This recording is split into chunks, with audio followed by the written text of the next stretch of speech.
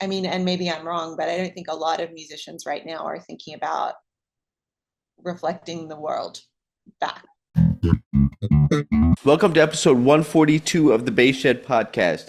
My name is Ryan Roberts.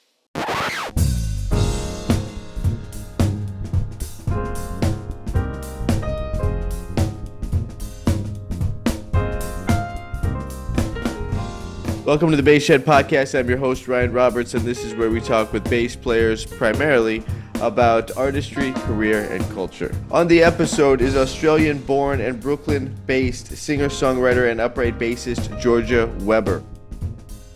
Georgia Weber is the creative force behind Georgia Weber and the Sleeved Hearts. Georgia has a new EP out titled Big in Japan that came out on September 19th earlier this year. It is a beautifully introspective record, deeply inspired by Japanese traditions and folk tales, all of which are filtered through her own lens as a transplant living in New York.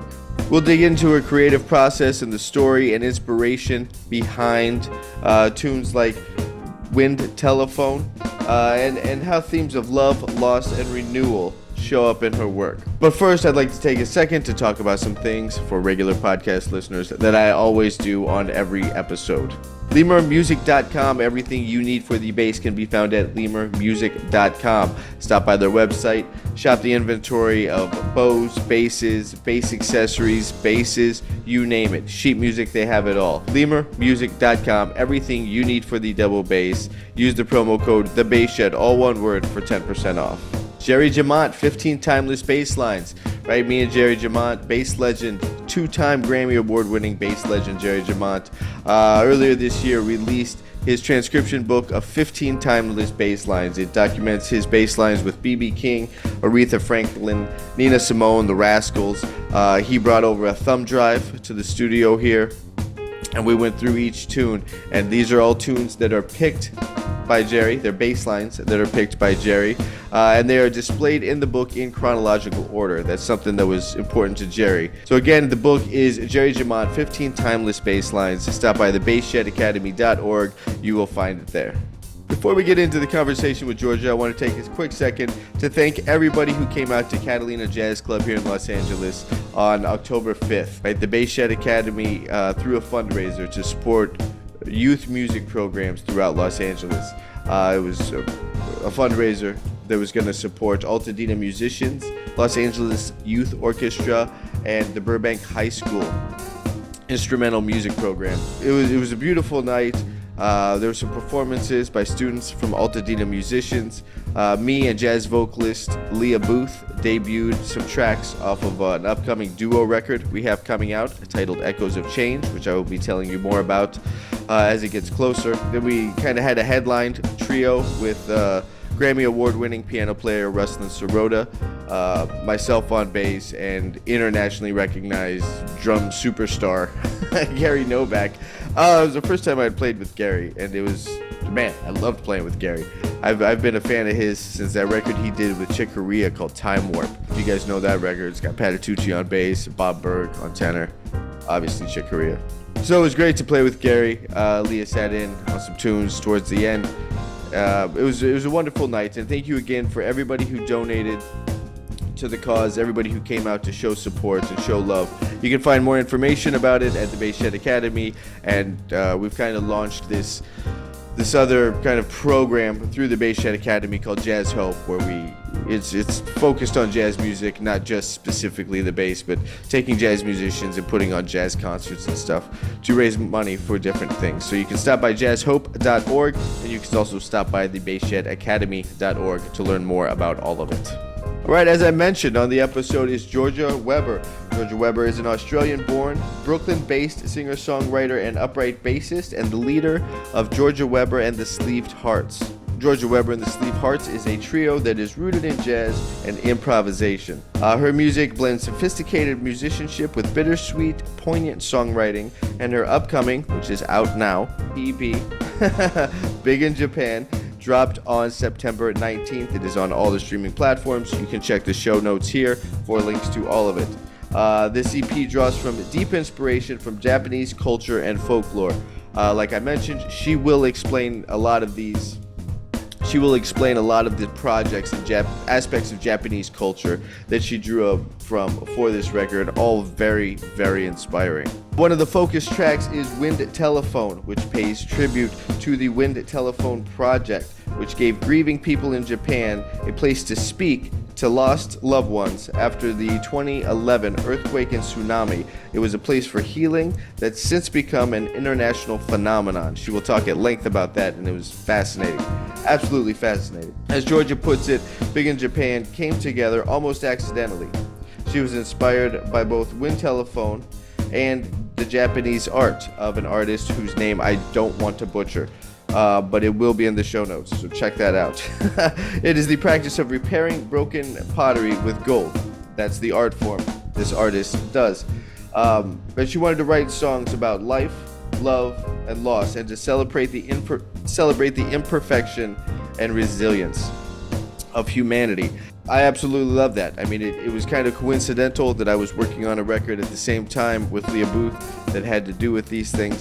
And so it was wonderful to speak with another bass player and another artist about these. And I know that it inspired me to continue going, and I hope it inspires the listeners here to dedicate themselves and their art and their craft towards reflecting humanity. I think it's a beautiful, beautiful thing. And here it is. Here's my talk with singer, songwriter, and double bassist Georgia Weber.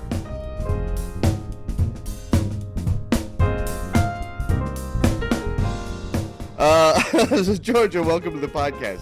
You have a new record out called Big in Japan that I do want to talk about. I also want to talk about culturally the shifts you've gone through from being an Australian moving to New York, and then how that then we have another influence here with Big in Japan. So we're introducing another culture into all this. But first and foremost, you're a jazz musician from Australia. Starting there and rewinding just a little bit, when did you start playing, and was the double bass your first instrument? Okay, yeah. I started playing bass when I was 13. Mm-hmm. I already played other instruments. I think my parents realized early on if they didn't put something in my hands to practically learn to play in a productive and sensible way, I would just sing and make noise constantly. So okay. they were like, so they're just trying to control the what's happening around the house. Basically, yeah. Like everything that was around from like my sister was learning recorder. So like I would just walk around with the recorder. It's probably they needed to stop the singing. It's probably yeah. So I started on piano. I played clarinet, and then when I was in 8th grade, I went to an all-girls school that was known for its string program, and they offered all 8th graders, because we do like 8 through 12 as like one thing. Okay. School. So they offer all their 8th graders this bursary string program where you can pick any string instrument and learn it for 6 months or something like that. And at the time, I knew the only one I was going to be able to get away with was upright bass, because my parents were huge jazz fans, and I was playing 2 instruments. And so comically, I knew that if I was kind of neutral at that time, but I knew that if I went home and was like violin, they'd be like, no. Yeah. If I went home and said, I want to play double bass, like, you know, like all the musicians that you love. Right. Despite the fact that they then drove me everywhere for the next, 7 years until I got my license. Sure. Say yes. Yeah, one of the hazards of playing that instrument. And thank you, Mom and Dad. Exactly. Yeah. So that's how double bass started. And it was, I kind of kept up with other things for a while, but it was pretty clear that was kind of where I felt comfortable, where I felt like I was in the right place in the band. I enjoyed the role that it took. Yeah. Okay. So you get into that, and your parents are they musicians or just kind of jazz aficionados? Jazz aficionados. Okay. I'm so grateful. Yeah. So you grew up with these records being played around the house in Australia, and they were listening to American jazz musicians. Yeah. Yep, they were. And then kind of what were the early performance opportunities for you to start playing this music? Sure. Yeah. So I guess it was, again, towards the end of high school. At some point there was a big band led by just the most spectacular and enthusiastic conductor who had 20 girls with a classical background mostly, not knowing Wow. what they were doing. He was Yeah. just so kind. Okay. Yeah. That is true. So he helped me out, and provided the opportunity for me to play. And also the conservatorium in Queensland, where I grew up, did like young conservatorium groups. So Okay. that's department there. I think once you were 16, you could audition to play in some of their bands. So I did that at least for 1 year, at least my final year of high school before I actually attended the conservatorium. And that was fantastic. Again, wonderful teacher. And then all of the like jazz nerds from the city that I lived in kind of did that. So we met each other and, Did you you just know, call them jazz nerds? yeah. Great, great, because that's exactly what I call Jazz them.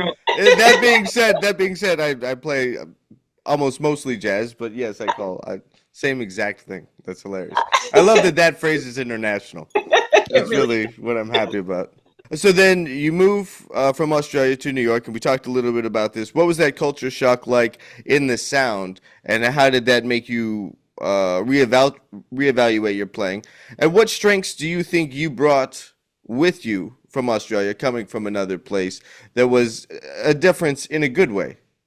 Sure. That kind of sets you apart in a good way because you had a different background and upbringing, and I don't know if it sets me apart to others, but it was definitely helpful for me, that the Australian jazz scene has a lot of flexibility in it.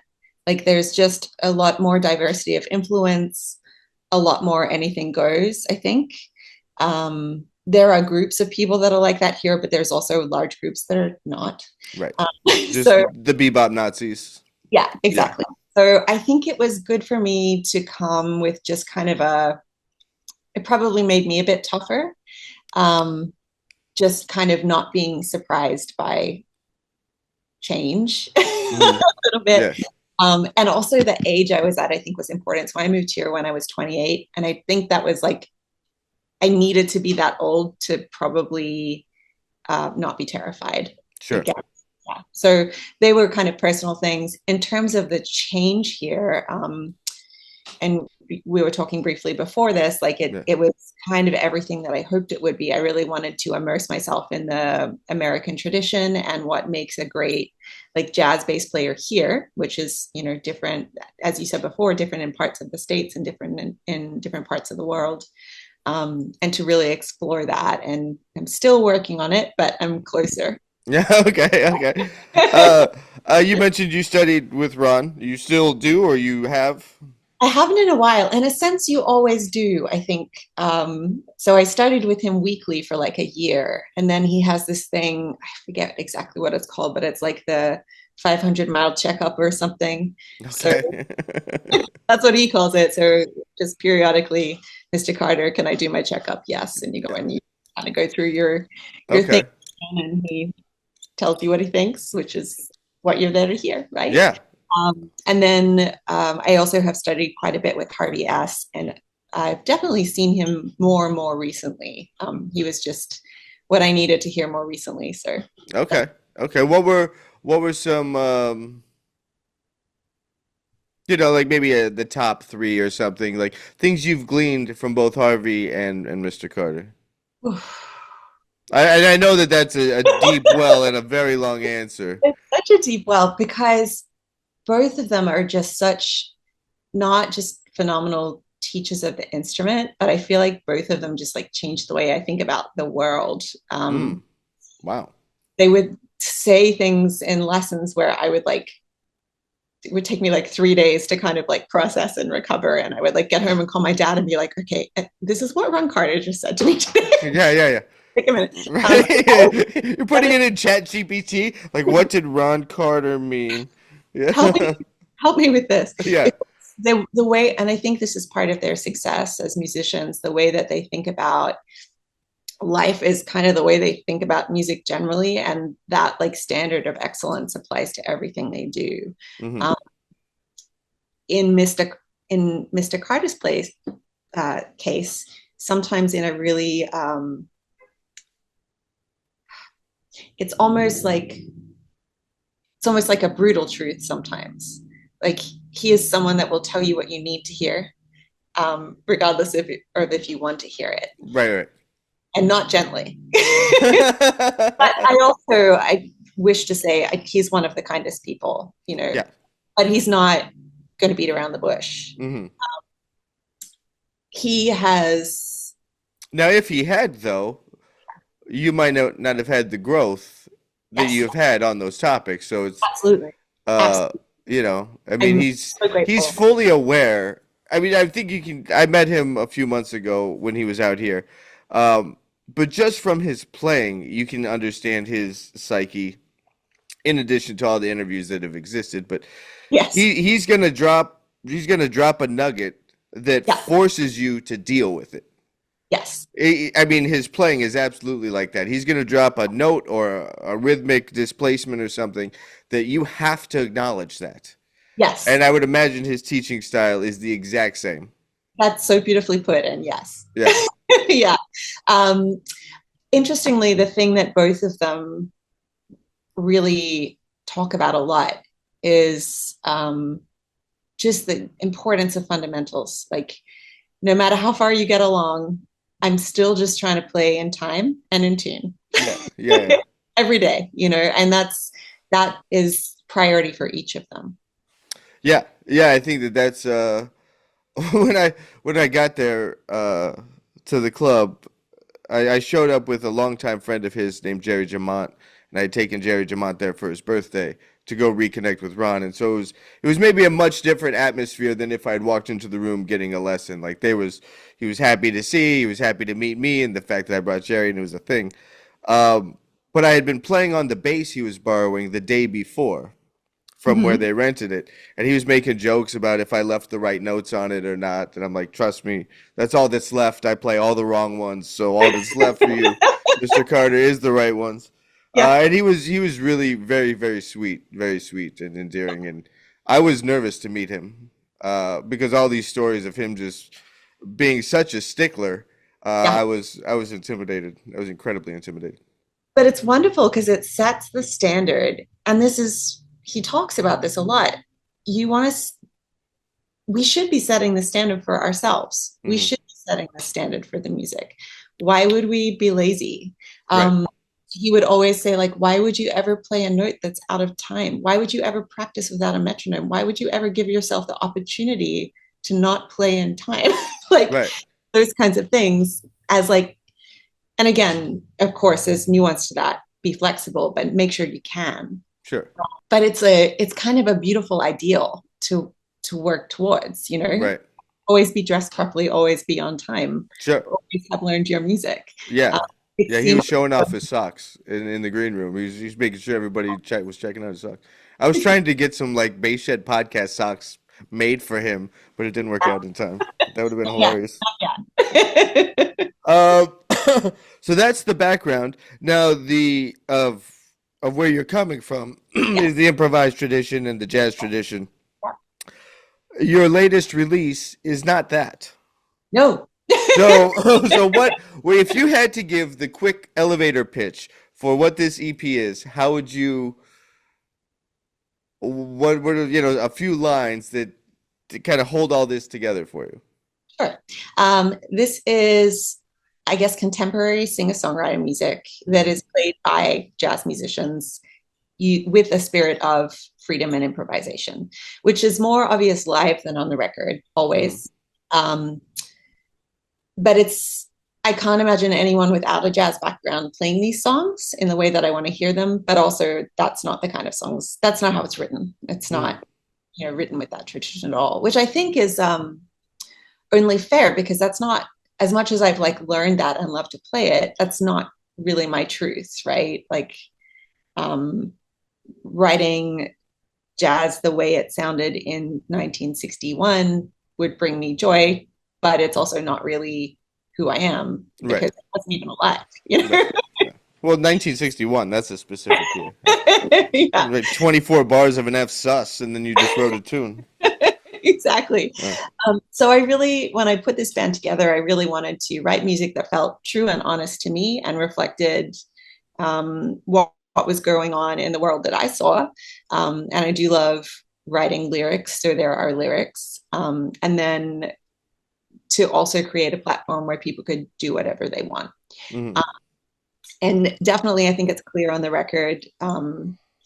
Sometimes I think it's harder to hear with the drums, but especially with Kenji Herbert on guitar, like it couldn't sound like this music without him. That Right. sound and is his sound. And I would say that's true for Nathan as well. It's just a little quieter on this record in particular, but um, he plays whatever he wants when I write. C Okay. fine. Yeah, he does his thing. What were some influences for putting those two worlds together? I mean, it's Yeah. something like the Joni Mitchell era when she was using Matheny and Jocko and Brecker, the Shadows of Light record. Like that's a strong statement in that direction too of song with jazz musicians. And it's Sting has done it. There's so many people that have done this, not to discount what you're No, no, doing by no. any means. Absolutely. Yeah. Um, Yeah. but I do think that people pick and choose how much of each, what percentage they want of each in the melting pot. Is Yeah. that something you did kind of consciously about how much song it was going to be versus how much improvisation? Um, on the records, we tend to keep things concise because Mm-hmm. they're long songs.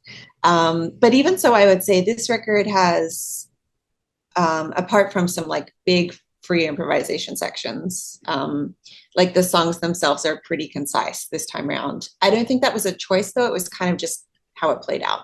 Okay. That's what the songs kind of felt like they called for.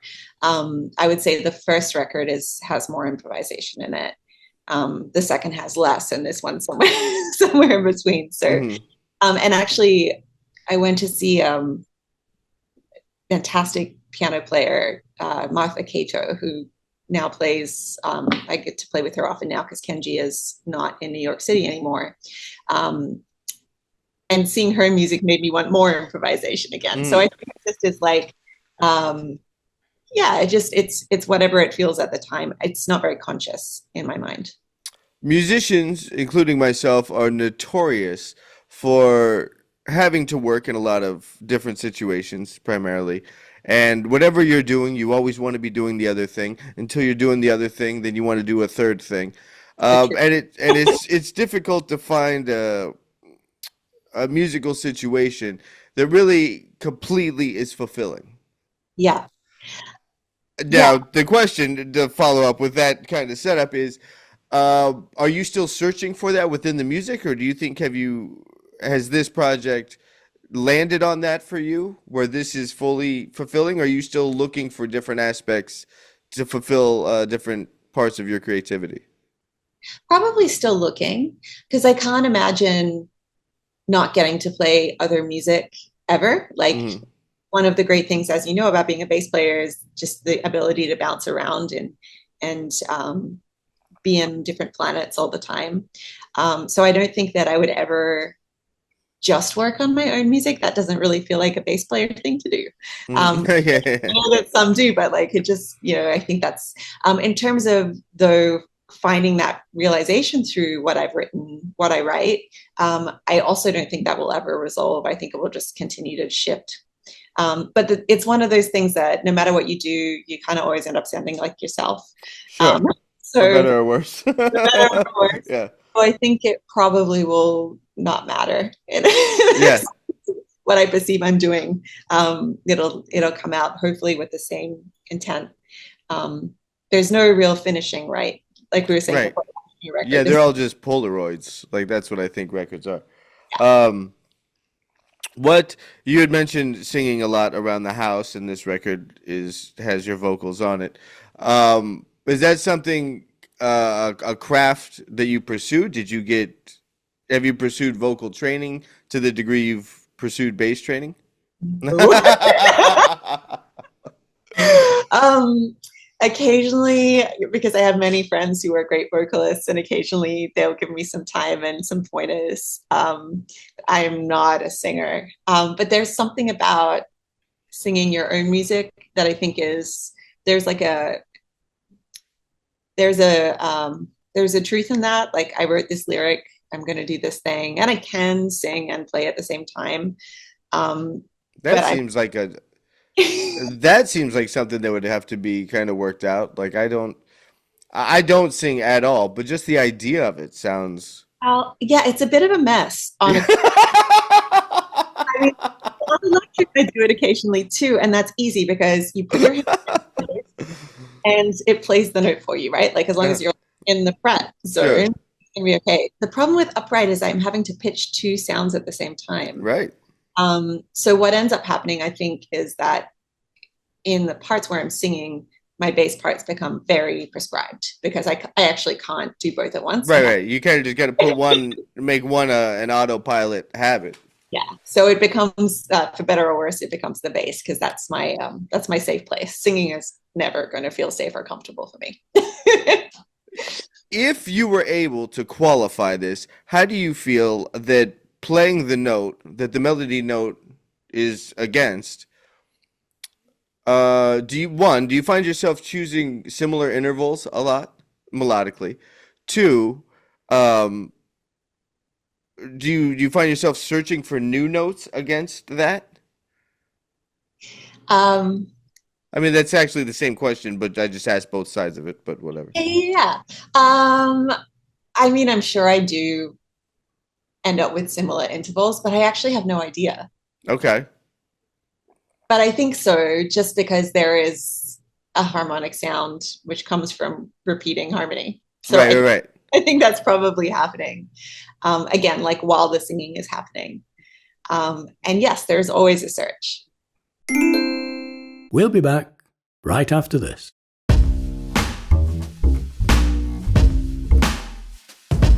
All right, folks, something else I need to tell you about is the Woodshed bass. The Woodshed bass is a bass that I developed with Woodcraft guitars, and I was looking for a bass that I wanted to play. That no secret there. I am not trying to reimagine the jazz bass. I'm not trying to break, the doors wide open on like, oh, check this out. Look how innovative I am. No, I wanted to make the bass I wanted to play, and we nailed it. We absolutely nailed it. Stop by thebassshed.com, check out the pictures, read the specs, and there'll be all the information you need to know. Again, it is the Woodshed bass. All right, another product I need to tell you about is the Craft Geek capsule music stand, the most portable and versatile stand I have ever used. Although I'm reading those words, that is absolutely true because I wrote those words. It's ultralight, super sturdy, and fits right into your gig bag. Perfect for rehearsals, sessions, and travel. That's my favorite part of it. That's absolutely my favorite part. It's so portable, I can leave it in the car, right? So I don't always have to be bringing a stand back and forth to everything I do, which is going to get left in the studio, it's going to get left at a rehearsal, or I'm too lazy to take it out of the studio and put it in the car. I can leave a music stand in the car. That was the point. They sent me one. They wanted me to do a product review on it. I was a little bit kind of weird about it. Not to them, but I'm thinking how are you going to reinvent a music stand? What are you going to do? How is it going to be that? What are you going to do? It's a music stand. But the portability of this thing is really what sold me on it. So for gigging musicians like myself, that's the big feature for me. I will have the product review video on thebassshed.com coming up shortly. Definitely make a mental note to pick one up and use the promo code SHED15 to save 15%. Excellent, sir. In the meantime, I've been reflecting upon just how amazing that high school band instructor was. Really? I mean, within the past couple of years, I started being a coach at a high school and a middle school, and I don't know how, for 30 years they do this. I don't know how. And one of them at the middle school, he's like a legitimate trumpet player. He can play. I'm like, Yeah. dude, how do you do this every day? I mean, I get it. He gets a pension and all those things, and you must be so just, 22 more years, and then I could retire. Because I couldn't do it. There's no way I could do that. No, me neither. I mean, this guy, his name is Brad Espenson. When he was taking the band, he was probably in his mid-20s. I look back on it now, he was Wow. probably a baby himself and just took this group of girls who really had no idea and made it happen. Yeah. Do you know if he's still doing it? Is he still there? Right. And now I'm like, once I get off this call, I'm gonna find him on Instagram and send Yeah, right. Let's try to patch him in. But him. now I got the unlimited time. Let's try to patch in. What was his name? Brad Esmondson. Esmondson? Esbenson. ES. Espen. Yeah, yeah. And he's a Okay. great trumpet player, great player, and just I don't know. And like rehearsal, of course, was at like 7 a.m. I know. Yeah. It's like showing up, right? Probably having just come from a gig the night before and like listening to us torture. Oh. Yeah. We did our best. Let's move a little deeper into the are you calling it an album or an EP? I understand what like the street slang means, but EP also stands for extended play, but I know. typically it means shorter. Like Yeah. someone explained, I think someone emailed me. I was ranting about that one time on the podcast, and I think someone emailed me what the deal was. Anyways, how do you refer to this? As an album, an EP? What? So actually, and I got this from my husband. I now call it a record Great. because Yeah. that's what it is. Done. Done. Done. It doesn't say anything. But again, it's that moment in time thing. The Yeah. polar, you know. Now, big in Japan. So we've talked about Australia to New York, the learning of New York and how that. Um, I'm assuming you've been to Japan. No. The plot thickens. The Oh my plot God. I thickens. know. All I know. right. A ridiculous person. So, okay, Australia is in the middle of Southeast Asia, Hmm. which is like not a thing people think of. Not But at all. Like, yeah. right, Southeast Asia. I think we all think of Vietnam, and that's it. Yeah, we are in the middle of Southeast Asia Okay. functionally. And so there is a wonderful just general Asian immigrant population and there was a huge Japanese community where I grew up. And I think basically everywhere in Australia that's true. Oh wow. So like we don't learn well when I went through school, your options were not like Spanish. You could learn like Italian, French, or Japanese. And I learned Japanese in school and Okay. I had Japanese friends through school. My grandparents had Japanese exchange students often Mm. that influenced me as a little kid. So all this to say, like, I guess I grew up with like a respect for Japanese culture and a curiosity about it because it is quite fascinating in many ways. Um, and then when I moved here, one of my first friends with this was, and still is, I just saw her. She's on the West Coast now, but this Japanese woman. And then came across amazing Japanese musicians while I was here. Kenji, the guitarist on the record, is half Japanese, half Austrian. And he grew up in Japan and studied in Austria and then at Berkeley. So I don't know, there's always been this like little quiet background of Japanese people and Japanese influences in my life, even though it's been fairly superficial. But this record started initially because I heard this incredible story on NPR one day, which was actually taken from a Japanese, like their equivalent of NPR is called NHK. There was an NHK documentary that This American Life were lifting from. So there's this guy who set up, I guess this must have been 2000, I don't want to get this wrong. It was probably 2010. Set up on his property, he's a landscape gardener in Japan, this English telephone booth, like this white phone booth. Okay. And using it, I guess it was part of his, garden design. But it wasn't connected to anything. And he was going in there and he was talking to his cousin who had just died. It was kind of like part of his grieving process. And then the following year was the earthquake tsunami occurred, and that very much affected his community. I'm sure it got press everywhere, but there was like 20,000 people that died, at least 2,000 people that were just missing, huge number of people displaced. This is you. I love living in New York. You get some of the sounds of my street. What is that? I hear something, but I can't distinguish what it is. some person with great enthusiasm with what they're listening to in their car. Great. Oh, they were singing. Okay. So, I'm surprised they were driving. oh my God. So, when this happened, this guy opened up his home to the community and basically said, anyone who is grieving, anyone who is lost, anyone who wants to use my space, come talk on the telephone, do what you got to do. And so in this documentary, people allowed themselves to be filmed having these conversations on the phone, which were like, I have goosebumps just thinking about it, because it was anything from people who had lost their mother or their wife being like, I don't know what to do with myself. I don't know where, or like literally. Would they go into the booth and get on the phone and talk to the person that had been displaced so they couldn't find her at past? Okay. Exactly. It's Yeah. like this connection to the afterlife. Exactly. Yeah.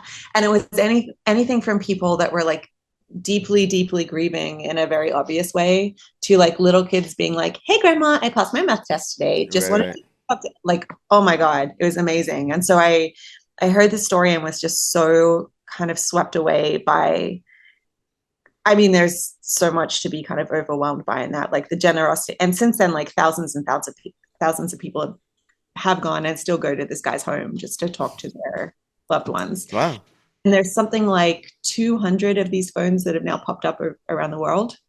So it's kind of a thing. So anyway, I heard the I'm story. assuming not in America because Americans would try to monetize it. Like come into my booth, but like you got to buy a ticket or you got to buy some pre-ticket bundle or a pre-sale bundle or something. Like Americans would be awful at that. There are some in America. Really? I know this partly because the NHK team is about to make a sequel to the initial documentary because it's 15 years. It will be 15 years in March since the tsunami. And so they've actually just been here and were at the record release last week, which was really okay. And they were basically getting footage of the phones in the United States. And so they just did like a tour. Oh, wow. Around the place. Yeah, it's an interesting movement, but I'm so thankful I found out about it. So this song and this story really really got to me, and I sat on it for a long time before I wrote about it. And then, kind of without realizing what I was doing, someone had written me a card that was about Kintsugi, which is this Japanese pottery art where if you break something, they repair it. It's like an art form. They repair it with gold so that when you get your cup back or whatever it is, your vase back, it is actually more beautiful and stronger for having broken. Oh, wow. Which is also just like amazing. But my friend Jess in the UK sent me a card one day and it said something about, Kintsugi. And I was like, wow, that's amazing. So then I wrote a song kind of influenced by Kintsugi. And then I had this weird moment where I was like, okay, you have two Japanese theme songs. Perhaps this is a thing. So then I went to Kenji, the guitarist, and said, all right, I'm going to kind of make this a short set of things. Tell me a children's story you remember from when you were younger that influenced you. And he'd actually just been back home in Japan. And we were sitting having dinner, and he was like, I actually, while I was there, thought about the story of Itaru a lot, which is quite a story. I can go into as much detail as you want to, but so he shared that with me, and then I was like, okay, I'm going to write a song about this because it's also an incredible story. So then once we had three, it was just kind of like making it into a record, I guess, from there. Like the three main songs, Kenji did. He also improvised over a children's song called Koinobori, which is just koi fish, I believe. Okay.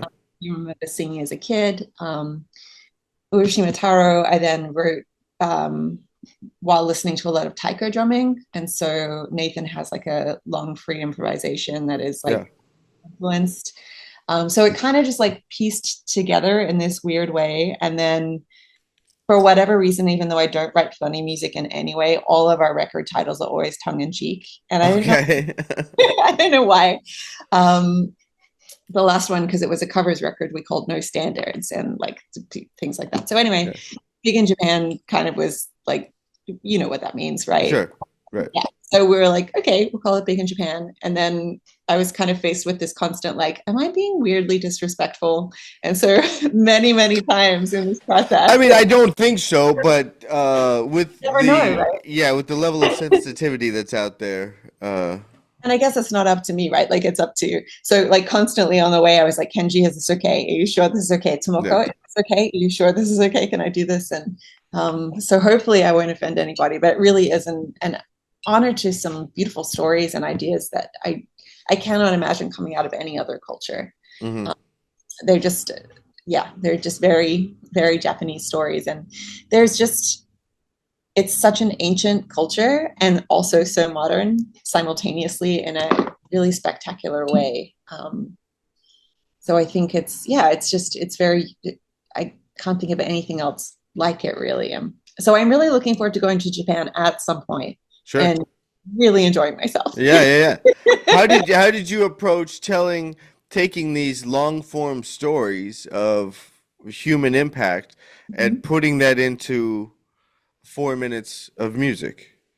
How did you start to process that and internalize it, and where'd you go? Where'd you go creatively and emotionally to get that out? So I guess for Wind Phone, I just imagined myself as being one of the people that needed the phone. Hmm.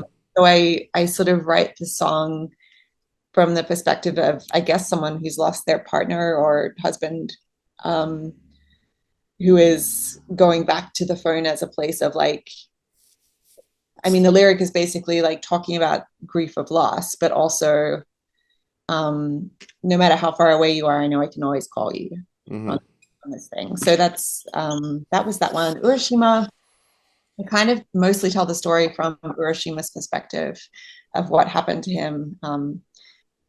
Yeah, not very literally, but if you know the story, it is also quite literal. Okay. Yeah. But if you don't know the story, it's just a weird song. Mhm. Right. What else do you think listeners should know? Because I mean, that's a fair amount of like I've listened to this. It has a whole different context or a whole different thing now that I understand the context to it. Um, I mean, obviously you're doing things like this to get the word out about the behind the scenes stuff. But people that just come across this on Spotify, do you think it has the same impact? I mean, obviously you would hope it would, but there's a lot of depth to all this. Always when you're writing songs, it's up to the listener, like especially true of any songs, but especially music with lyrics, you're always kind of just letting people do with it whatever they want to. Like Hmm. I feel like that's always true, even if it seems obvious. Um, I have a really good friend here who is one of my favorite singer-songwriters. His name is E.W. Harris. Most of his music is written about a post-apocalyptic universe where the world has been overtaken by robots and animals, which, if you know, he's a freaking genius. If you don't know, they're just beautiful songs. Like Okay. it's sort of Is this an artistic persona that he has? yeah. Like how Parliament had this whole story behind. I'm not likening your friend to just funk music from the '70s, but they had this whole story that followed their thing, and that was part of the culture of that music and that group. Is this something that he has, or is he just kind of into No, sci-fi and likes writing things like this? I think both are true. Okay. And it's just his tool, I guess, right now in his life for creativity as well. Like I remember being in my 20s and being satisfied by writing the songs about what was going on in my life, but that gets very old very quickly. And so for, at least the last 10, 15 years, I'm much more interested in beautiful things that I see or hear about or stories of friends and family that I think are special. And relatable somehow. I don't even totally understand the story because it's not mine. So I guess as a listener, again, if you want to know the detail, that's cool. And if you don't, then I hope you find your own meaning. Hmm. Yeah. Even within these songs that where it's not your specific story and you haven't actually gone into the phone booth, did you go within yourself to, touch on a point of loss or confusion or wanting to connect with someone who's not around and have that in mind so that there is still a deep personal connection? It was actually imagined loss. I literally thought about what it would be like to lose my partner and was like, actually thought about that. To be, yeah, I can't even. I remember Sure. when I started writing it, I was like teary, because I was like putting myself in this place of horror, Right. essentially. Um, yeah, that would be, yeah, I can't even put into words what that would be like, but I tried to. Sure. Um, Sure. Yeah, I mean, when anytime you hit trauma, you can always imagine the idea, but you can't ever really understand trauma until you're in the middle of trauma, and it's real to you on a whole other level. Lyrically, as getting into being a lyricist, who have been some influences for your approach to writing lyrics? um, my favorite songwriter and kind of my favorite lyricist right now is Frank Turner, who's an English singer-songwriter, kind of, it's like folk punk, I guess. Um, Folk punk. yeah. Okay. So I think what happened is people that were really into punk in the early 2000s got older. Um, and Yeah. so it's still very much punk music, but it's soft in a Okay, sense. so are we talking like if we're talking 2000s punk, that's kind of like that whole pop punk thing that happened with Green Day and bands like that, where it was punk, but it was like pop punk. Yeah, I would say his background was kind of more from punk hardcore at that time. Okay. So similar time, but like more more punk. Okay. More Yeah, punk right. than pop Right, more it punk. had more of an edge to it. Definitely. Okay. But yeah, so he's my current favorite lyricist. But I mean, there are many. I still reference Death Cab for Cutie a lot. I loved Fiona Apple when I was in high school. Yeah, there's some phenomenal lyricists out there. Yeah. Yeah, I agree. I am also a big Fiona Apple fan, and lyrically, she's quite interesting. Like the Mhm. words she chooses, and there's almost like this kind of I'm blanking on the lead singer of Radiohead's name right now. I'm with you. Yeah, but I'm also but where he just uses words as sound, and it's not necessarily a direct literal application of the word. I'm not saying that she doesn't have the definition of the word and makes sense to her story, but um, there's using words as sound and not just the meaning of the word to communicate, which I yeah. think is fascinating. And Radiohead came to mind when listening to your record because of the mix. Like it wasn't a vocal mix on the record, which thank you. Because I'm so burnt out on hearing albums where it's just like vocals super on top, everything else is completely compressed, and you can't hear anything. No definition really, and it's too much. So the mix on your record was very cool to listen to, and it reminded me of Radiohead, and where the vocals were sunk a little bit more and had an indie feel to it. Any attachment of the word Radiohead to anything I've ever done, I thank you. Yes. Okay. I'm going to sit with that for a while, but I will definitely pass that on to my husband is my producer, and Okay. I think has a lot of those influences, but also knows how much I don't want to be at the front. I'm still a bass player. Yeah. Still a bass player. And Now, also, is your husband Australian or is he coming from another? Do we have another culture involved with this? yeah, another one. He's American. Okay.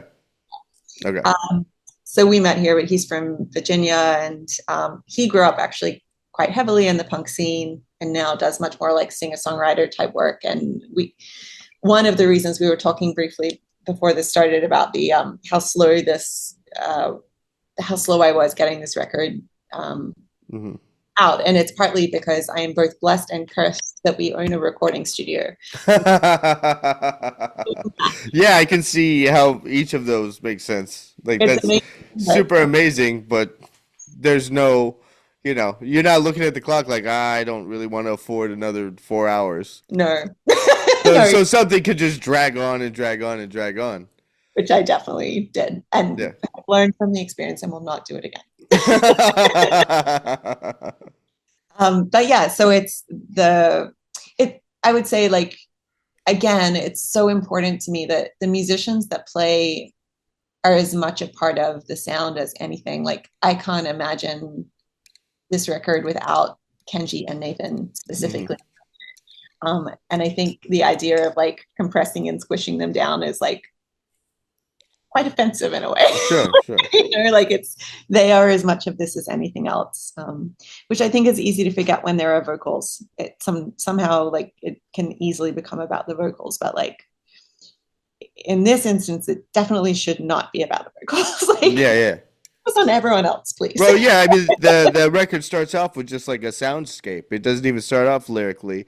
And for listeners who haven't heard it yet, out of the 6 tracks, only 3 of them have lyrics. So it's very much a 50-50 split, like soundscape interludes. There's a drum interlude as one of the soundscape interludes. And the interludes were all freely improvised, like basically 1 or 2 takes. What is next for this project? You've done the official release concert already? Yep, we have. That was last week. We're actually heading at the end of the week to Austria to play with Kenji in Vienna at Regan Live, which I'm really excited about. I've never been to Austria before. And then and what was that? Where are you at? Vegan Live? Regan, Reigen. Oh, okay. I thought it was Vegan Live, like it was some new festival. Like it's Vegan Live. That would be cool too. And I'm sure I'm mispronouncing it, and I'm about to be in for a rude shock about how it is. Kenji, fortunately, also speaks German, so he'll help me out. Okay. Yeah. So that's like next. And then honestly, I've already kind of started working on the next album. What can we look forward to? What is just a sneak preview? Like, what's the concept?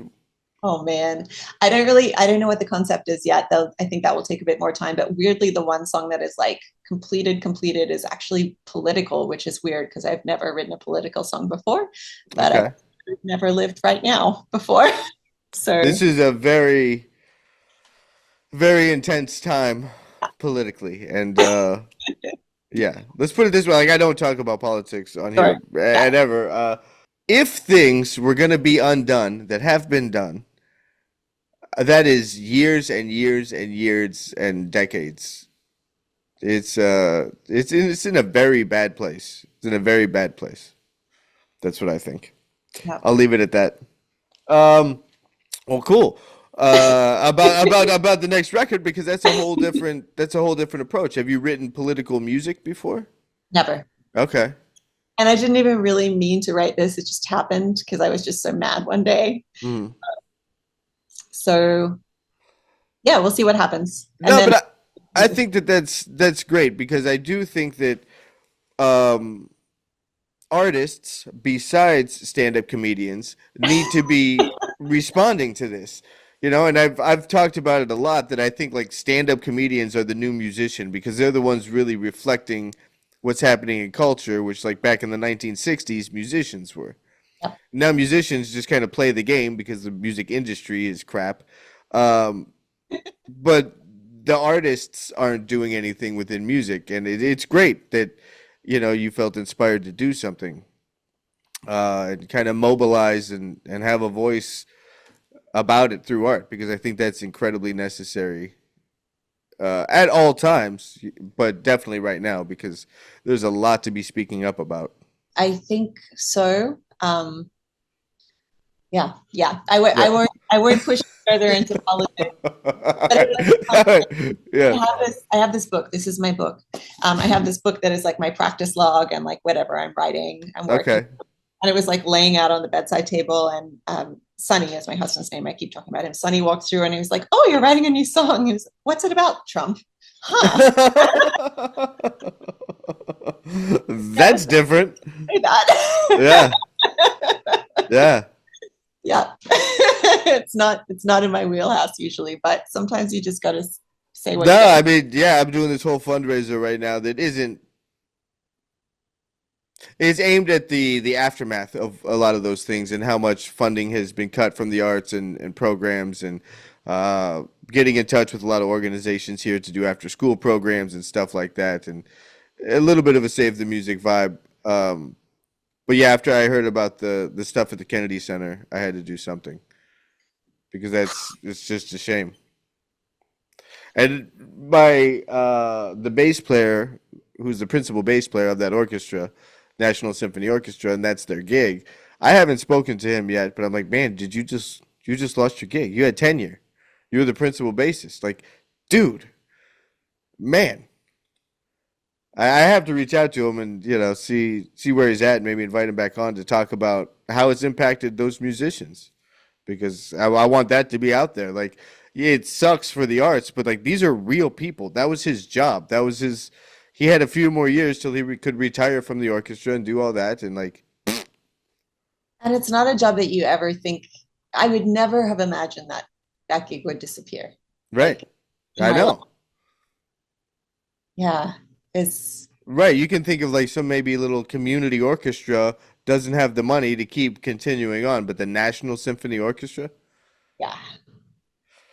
I mean, I don't know if the orchestra is still intact, but just doesn't perform at Kennedy Center. Like I don't know what happened with it, but I'm interested to find out because I was actually watching Conan O'Brien receive the Mark Twain Awards thing on Netflix, and they made some comments about the Kennedy Center because that was going to be the last one of the arts, the Mark Twain Award, because of the arts funding there.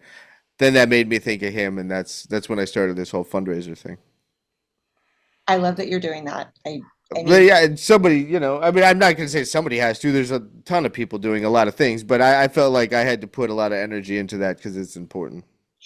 and it's going to take a ton of people doing a ton of things. And I mean, not being exhausted by the idea or the process or I mean, yeah, I'm glad you're doing that. Yeah, thank you. Thank you. Yeah, and similarly, I'm glad that you're using art to respond also. I think all artists have a responsibility to do that because I think and maybe everybody has their own definition of this, but I do think that artists have a responsibility to serve first. We're serving the community and we're serving society.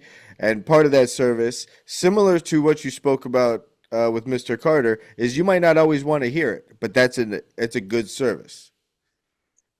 Yes, it's actually really refreshing to hear someone say that. Because so often the arts gets talked about as like your service is to entertain, Right. which I think is super important, right? Like, of course, I want people to come out and have a good time, but But also there's entertainers that are not artists, and that's its own deal, like being an entertainer.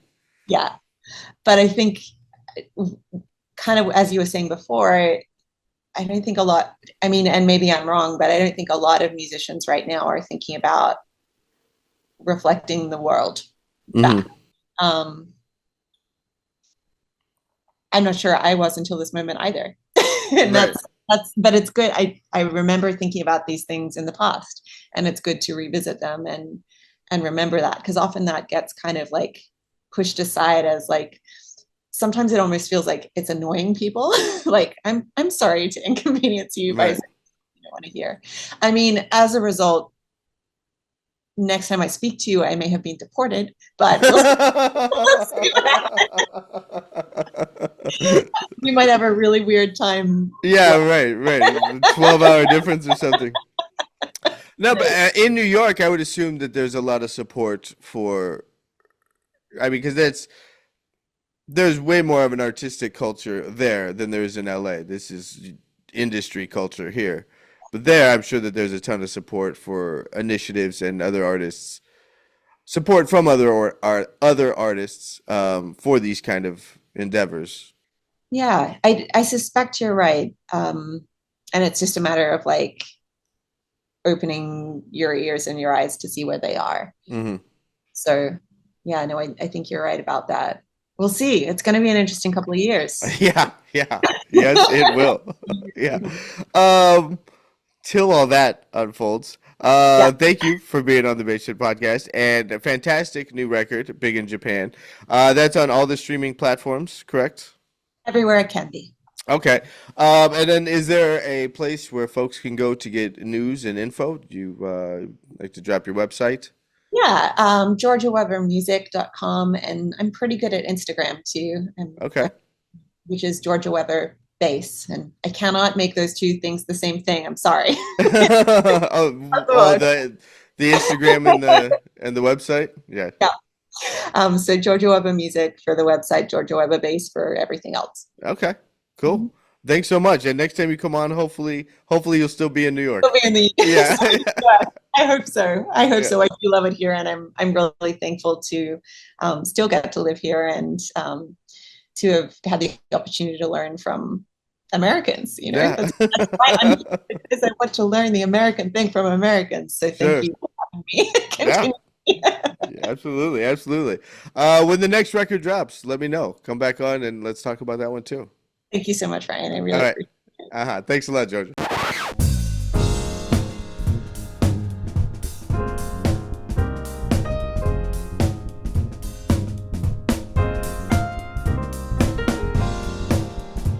All right, all right, all right. That was my talk with Georgia Weber. Thank you, Georgia, for joining me here on the podcast. And again, the EP is titled Big in Japan. You can find that on all the streaming platforms. There will be links in the show notes to where to listen to the album. Follow, subscribe, engage with Georgia on social media. And again, I can't say enough how much I loved what she's doing with the record and pursuing and reflecting the humanity that we all experience through music. What happens? Let's see if I can make this short. What happens a lot is people posture, right? They want to sound great. They want people to be like, oh man, they're killing. And then they're not playing themselves. That's what happens. They're not true to themselves. They're not playing their personality. They're trying to play like somebody else so that they get the accolades that said musician has. This pursuit that Georgia is on, I think is wonderfully grounded in a personal playing style and approach to songs and creating EPs, right? Production. And it takes all that BS out of it, and it's truly an expression. And I think that's absolutely beautiful, and there needs to be a lot more of that in the world. So thank you, Georgia, for releasing that. Thank you for being on the podcast, and I know it was an inspiration to me to hear her tale, and I hope it was to all of you too. That's all I got for this one, folks. That's about all I got. I will catch you on the next one in a minute.